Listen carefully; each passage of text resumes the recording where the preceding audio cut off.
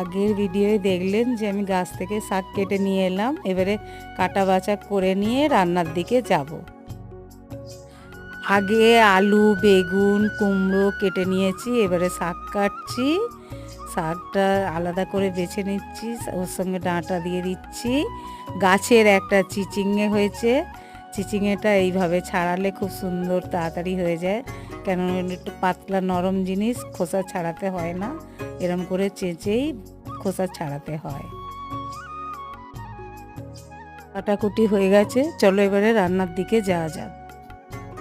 আজকে রান্নার কাটা বাছা ধোয়া আমি সব করে রেখেছি। এবার এই যে আলাপ করিয়ে দিচ্ছি, এটা আমার বৌমাই রান্নাটা করবে।